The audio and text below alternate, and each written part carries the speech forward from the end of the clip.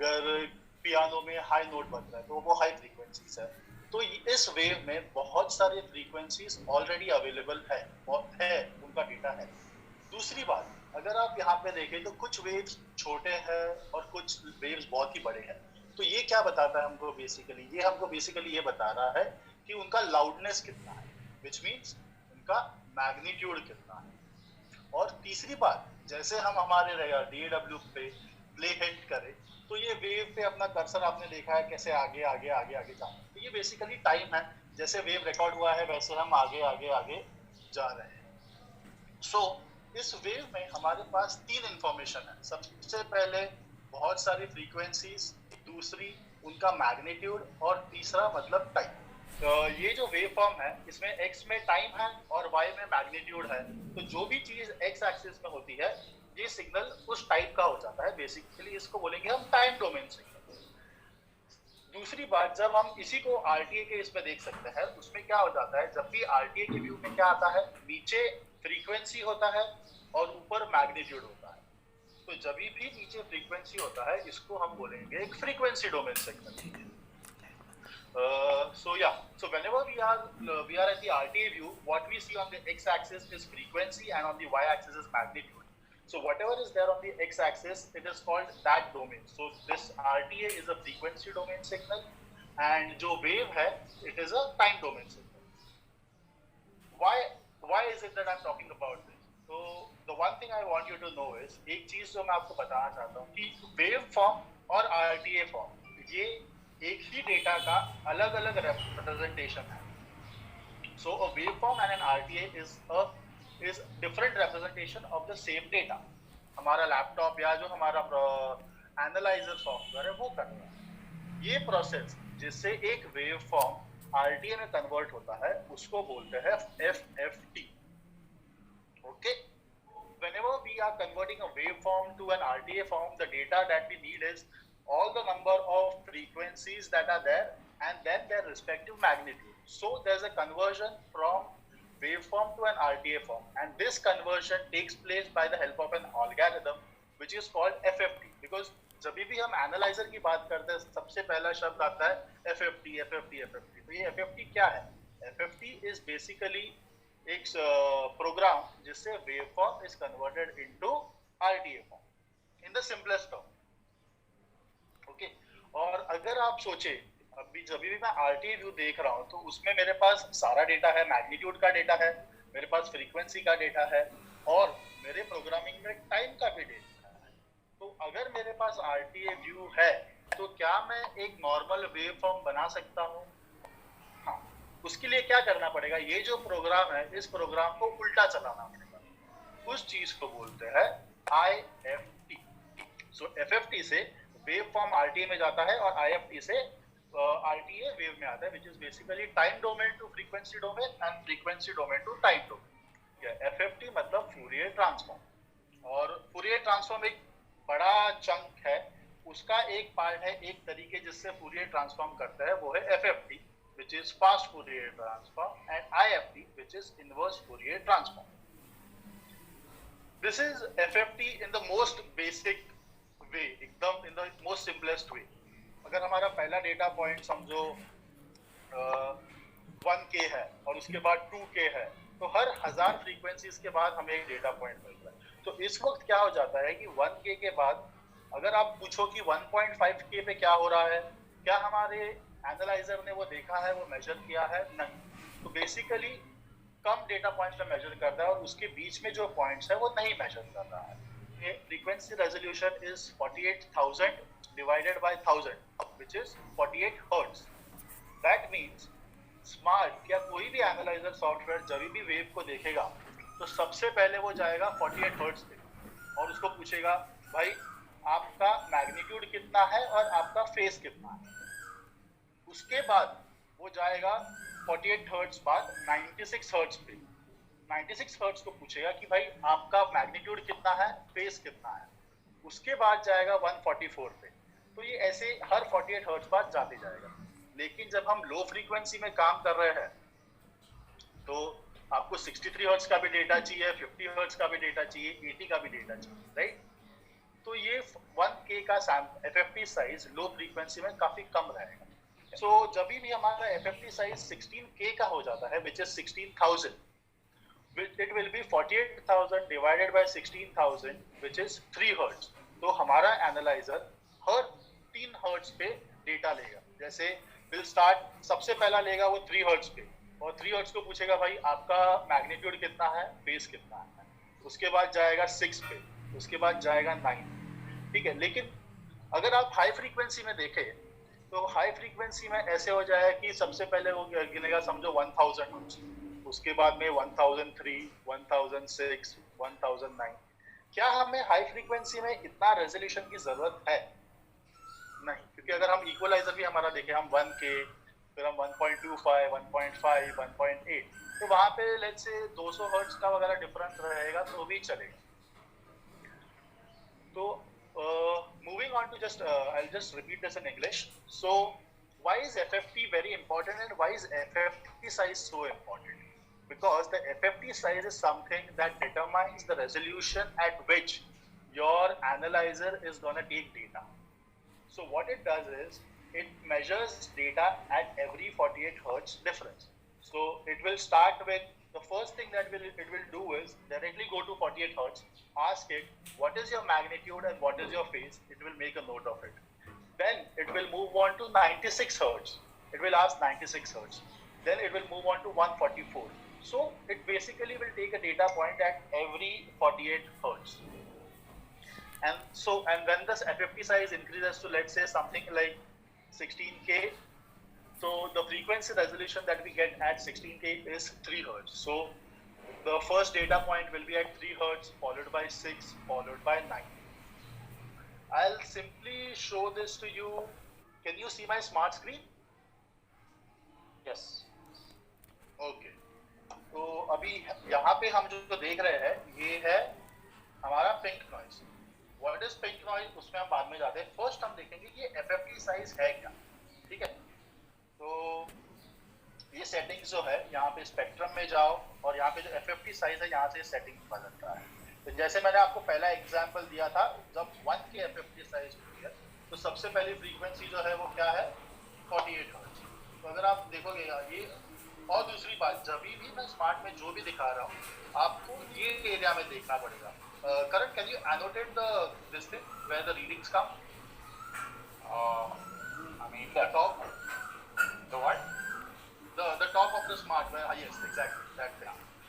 So मैं जब भी स्मार्ट में कुछ भी दिखा रहा हूँ आपको कर्सर पे ध्यान देना है और ये जो येलो मार्क किया हुआ है उस पे ध्यान देना है, बिकॉज इस एरिया में मेरा कर्सर कौन से पॉइंट पे है उसका डेटा हमें मिलेगा. ओके. तो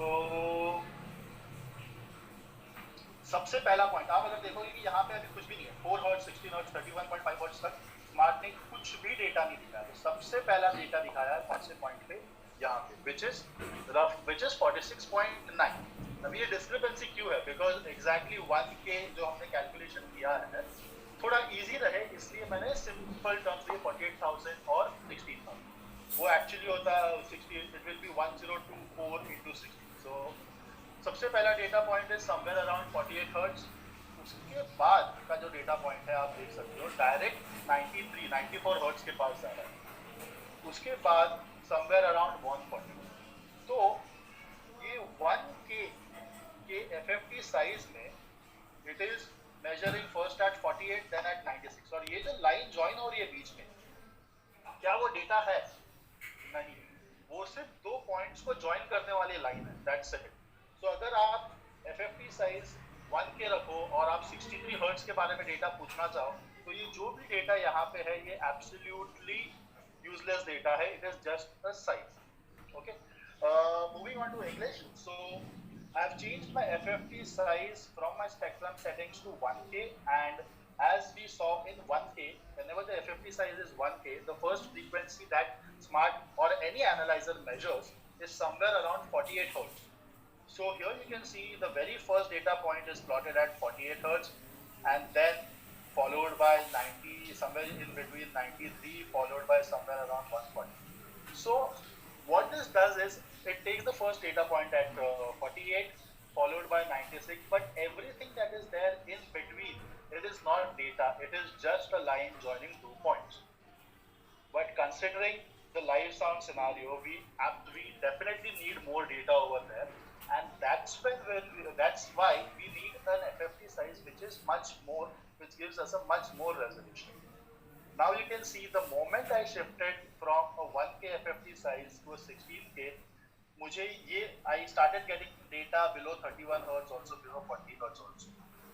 So the first data point, if you remember this slide, at 16K is at 3 Hertz. So you can see the very first data point. In the cursor readout, you can read it to be 2.9 Hertz. Followed by 6 Hertz, followed by somewhere around 8, that is 9, followed by 12. So we get, now this is some resolution just where we can make some decisions. Okay. Sorry, just to explain, to change the FFT size, you have to right click on the screen, right? To change the FFT size, whenever we are right now in the spectrum, window. So whenever you see the spectrum over here, the moment you put your mouse over it, it becomes a magic button. So whatever settings spectrum के करने हैं वो यहीं से. So just go here, click on this, and यहाँ पे खुल जाएगा. So you can change the FFT size from this way. तो क्लिक करते ही FFT साइज का ये स्पेक्ट्रम के सेटिंग्स खुल जाते हैं और यहाँ से आप अपने FFT साइजेस जो है वो बदल सकते हैं. और जैसे मैंने आपको पहले हमने 1K FFT साइज पे देखा था कि सबसे पहली फ्रीक्वेंसी जो थी वो 48 हर्ट्ज थी, और हमने कैलकुलेशन में भी ये देखा है कि जब 16K FFT साइज चलती है तो सबसे पहली फ्रीक्वेंसी 3 हर्ट्ज होती है. तो आप यहाँ देख सकते हो सबसे पहले 3 हर्ट्ज की फ्रीक्वेंसी है, उसके बाद में 6, उसके बाद 9. तो यहाँ पे हमें लो फ्रीक्वेंसी में काफी अच्छा रेजोल्यूशन मिलता है. सो अभी आप क्या काम कर रहे हो उस हिसाब से आपको FFT साइज चूज करनी पड़ेगी. लेकिन स्मार्ट में बाय डिफॉल्ट उन्होंने जब भी हम स्पेक्ट्रम मोड में हो 16 के रखा है, बिकॉज हमारे सारे कामों के लिए जब भी हम स्पेक्ट्रम मोड में है 16 के FFT size is the best setting. एक चीज मैं आपको स्मार्ट के बारे में बोलूंगा कि स्मार्ट में बाय डिफॉल्ट जो भी सेटिंग्स बने हैं, जब आप स्मार्ट सबसे पहले चालू करो, that are the best setting. उसको आप बिल्कुल भी हाथ मत लगाए अनलेस एंड अनटिल आपको पता है कि आप वो क्यों कर रहे हैं. ठीक है. So smart by default, what I was saying is smart by default comes with a set of settings which are considered to be the best settings for any use. So unless and until you know what exactly you want from the analyzer and if you are changing it for a specific reason, change it, otherwise don't. I think FFT size हमें पता चलेगा कि जैसे FFT size बढ़ता है हमें हमारा resolution बढ़ते जाएगा. Okay, I think this point is clear. So एक आपको मैं सारे साथ में एक वेव्स दिखा देता हूँ कि कैसे जैसे जैसे FFT साइज बढ़ता है. अभी आप ये देख सकते हो, ये ग्राफ देख सकते हो पिंक कलर में. यप. ओके. सो ये जो है ये डेटा मैंने 128 FFT साइज पे लिया है, उसके बाद 256 पे, उसके बाद मैं आपको 1K का दिखाता हूँ, उसके बाद 4K और 16K. आप देख सकते हो जैसे जैसे मेरी FFT साइज बढ़ रही है ये जो रेजोल्यूशन जो है हाई फ्रीक्वेंसीज में देखो ये यहाँ पे कम है और यहाँ पे तो अभी तो पता ही नहीं चल रहा है क्या चल रहा है. ठीक है. So depending on our purpose हम अलग अलग FFT साइजेस यूज करते हैं. सो स्मार्ट क्या करता है, जो हाई फ्रीक्वेंसी है उसमें मेरे ख्याल से ये साइज का जो डेटा है which is more than enough. Correct. Can you just mark a circle over here? Okay. So यहाँ पे जो सर्कल है, can we make it a bit smaller current the circles? Okay, sure.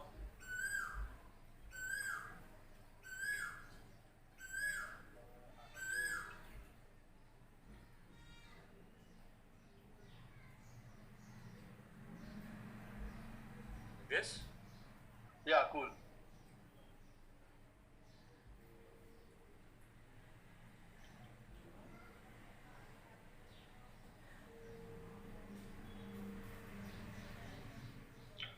Okay. अभी जो करण ने जो circles mark किए हैं, अगर आप देखो तो क्या करता है स्मार्ट बेसिकली जो लो फ्रीक्वेंसी के लिए जो है जो हाई FFT साइज वो यूज करता है ताकि हमें लो फ्रीक्वेंसी में ज़्यादा प्रॉपर रेजोल्यूशन मिले, जैसे हर 3 हर्ट्ज पे। लेकिन एट द सेम टाइम जब हम हाई फ्रीक्वेंसी में जाते हैं, वो एक छोटा एफएफटी साइज यूज करता है ताकि हमें जो डेटा है हर 100 हर्ट्ज या हर 200 हर्ट्ज में मिले।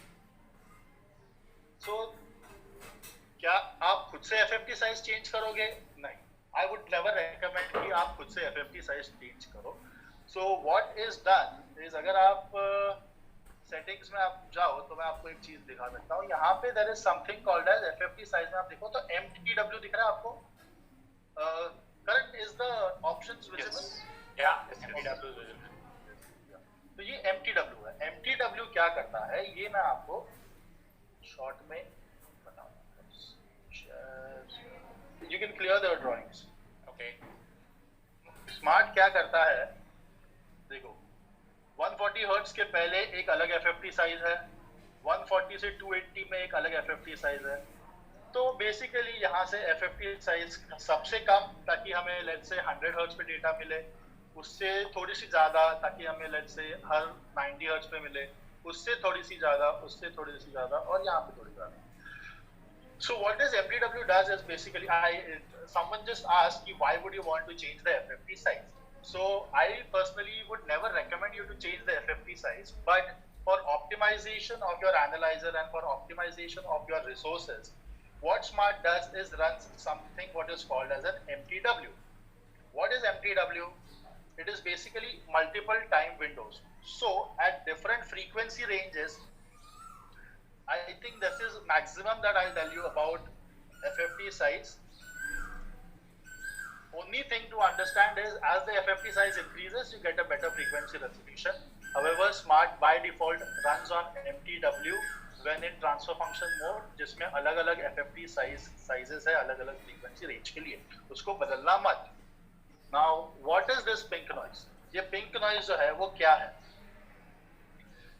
पिंक नॉइज अगर डेफिनेशन देखा जाए तो pink noise is equal energy पर ऑक्टेव, और उसकी जो एनर्जी है 3 dB पर ऑक्टेव से डिक्रीज होती है। There is one more noise which is called as white noise which is equal energy at every frequency. So basically हर फ्रीक्वेंसी पे उसका एनर्जी इक्वल है। Rather than talking I will just show you on smart कि ये दिखता कैसे है।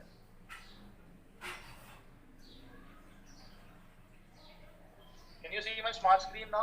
Yes. Okay.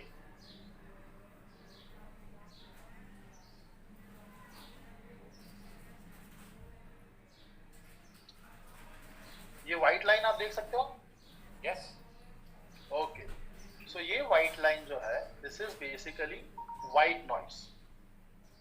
Okay, इसको मैं थोड़ा अगर आपको करंट ने बात करते समय दो चीजों के बारे में बोला था, एक था लीनियर स्केल और दूसरा था लॉगरिथमिक स्केल। हम लीनियर स्केल यूज नहीं करते क्योंकि हमारा हियरिंग जो है वो लीनियर नहीं है, हमारा हियरिंग लॉगरिथमिक है। बेसिकली हाई फ्रीक्वेंसी में हमारे हियरिंग बहुत स्पेस्ड अपार्ट होता है। तो जब भी हम बेसिकली जो डेफिनेशन है व्हाइट नॉइज का, that when you see a noise on a linear scale it looks flat. क्या आप देख सकते हैं इसको, ये फ्लैट दिख रहा है? Yes, it's nice and flat. Equal energy per frequency. You can see that the increments here are all linear. They are not logarithmic like it's not changing. Linear मतलब बेसिकली क्या, देखो अगर आप देखोगे 5K और 2K के बीच में यहाँ पे कितना 2K के बाद यहाँ पे 500, फिर वापस 500, यहाँ पे वापस 500, 3K और 4K के भी डिफरेंस है 1000 हर्ट्ज, 5K और 4K के बीच में डिफरेंस है 1000 हर्ट्ज। लीनियर मतलब जो डिफरेंस है वो सेम रहता है, और लॉगरिथमिक जब हम देखेंगे तो डिफरेंस जो है जैसे फ्रीक्वेंसी बढ़ती है वो डिफरेंस बढ़ते जाता है। So yeah there is white noise on a linear scale, and अगर आप देखोगे ये है पिंक नॉइज। अभी पिंक नॉइज भी आप देख सकते हो, कि पिंक नॉइज, क्या आपको पिंक नॉइज ये फ्लैट दिख रहा है? अनलाइक जैसे हम नॉर्मली सोचते हैं pink noise flat flat flat, but क्या ये फ्लैट है यहाँ पे? नहीं। So why is that? Pink noise is flat on a logarithmic scale with banding. तो मैं अभी from linear scale, can everyone see this linear scale down here? Now I change this linear scale to logarithmic scale. Again, जो भी settings मुझे change करना है उसके लिए मुझे यहाँ पे जाके स्पेक्ट्रम में जाके फ्रीक्वेंसी स्केल को मैं 1/3 ऑक्टेव कर दूंगा. We won't be diving into details of everything. वो आप बाद में खुद जब स्मार्ट खोल के आप ट्राई कर सकते हैं. ओके, सो अगर आप आगे नीचे अभी स्केल देखो तो ये दो फ्रीक्वेंसी पॉइंट्स के बीच में 125 और 250 के बीच में सिर्फ 250 हर्ट्ज है, राइट? लेकिन 2K और 4K के बीच में 2000 फ्रीक्वेंसी है, 8 और 16K के बीच में 8000 frequency. This is logarithmic scale. Again आप देख सकते हो white noise completely flat, pink noise जो है वो नीचे जा रहा है. अब मैं यहाँ पे एक सेटिंग दिख रहा है आपको, बैंडिंग.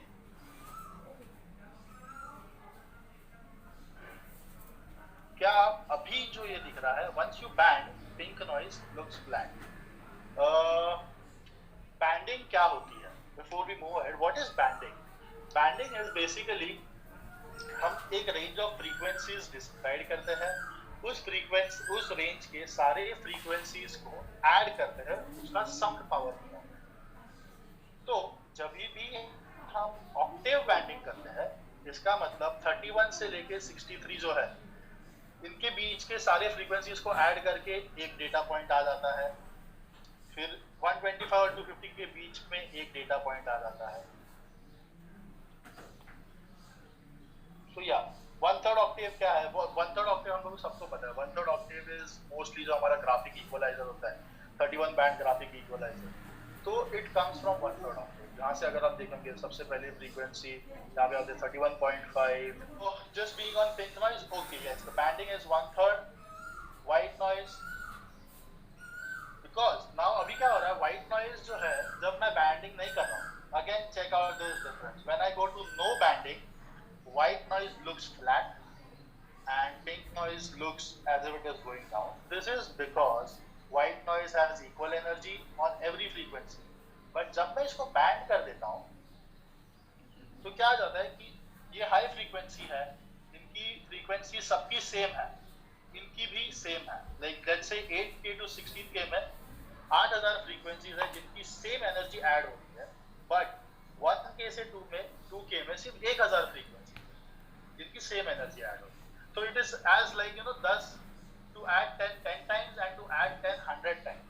तो जब आप 100 बार उसको ऐड करोगे तो उसकी एनर्जी डेफिनेटली ज्यादा होगी. तो that is why on octave banding और on any kind of banding, white noise का एनर्जी बढ़ते जाता है और पिंक नॉइज का एनर्जी फ्लैट रहता है. Right? Tool. So it is basically a tool.